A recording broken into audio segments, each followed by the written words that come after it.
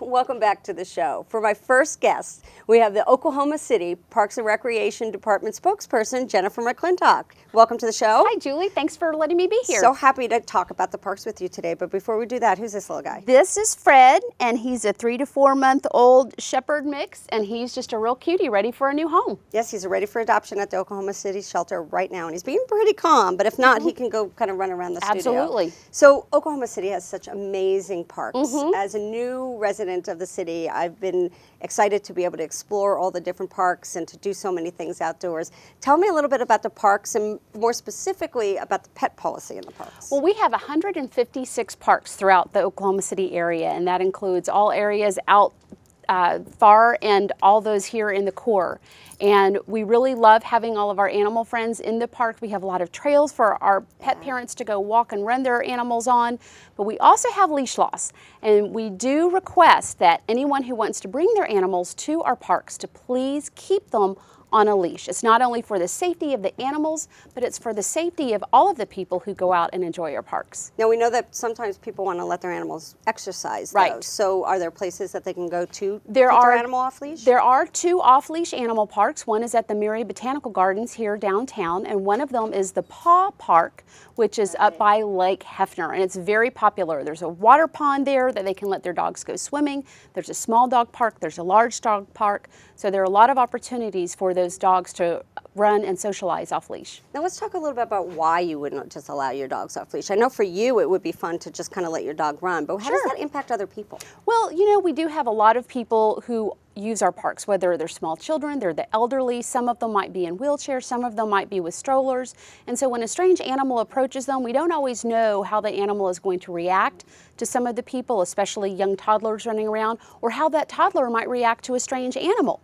They might be fearful, they might act aggressively. And so it's in the best interest of everyone and their safety that we keep our dogs on leash and in control of their owner at all times. Now I know there are some parks that you can't even bring your animal to. How would they find out information about what the rules of each park are? Well, really, there's only one park where animals are not allowed at all, and that's at our Martin Park Nature Center. And that's because that is an area where we really want our residents to engage with the wildlife there.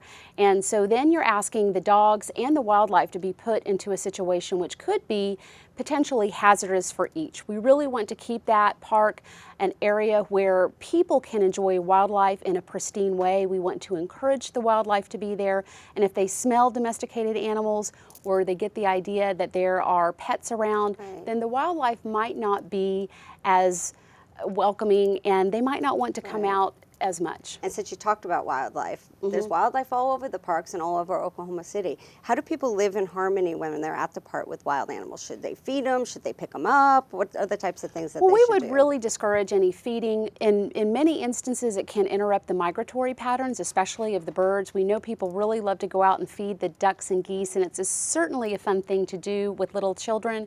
But especially the Canadian geese, we've seen that they have changed their migratory patterns when we start to feed them because they become dependent upon that food source, and then they won't necessarily leave to go to where they need to be over winter. Right, and we talked at a different episode of Animal Tales TV about what to do if you found a baby bird or a squirrel and how to live in harmony. So this is great information to be able to attach to that. Now I know that we're jointly putting on a event in one of your parks coming up. We are. Tell us about that event. It's a pet festival. It's going to be at the Melrose Recreation Center on May 7th from noon until 4 p.m.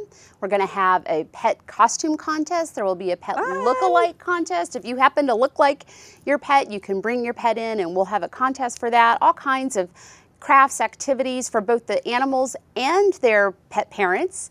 And it's just going to be a fun time to celebrate pets and their owners. And of course, we're also going to have adoptions from the Oklahoma City Animal Welfare. So to wrap up, tell us one amazing thing about the park that people can expect and where they can find out more information. You can find all the information that we have on our website at okc.gov/parks, and you can find all about our parks, our camps, our summer programs, and of course our pet rules as well. Perfect. Thank you so much for being here Thanks today. I'm so excited to explore more of the parks as we go, and I thank you very much for all the work that the parks do in the community. It really makes our city special, and I thank you for that. Well, thanks for letting me come on. Yeah, thank you.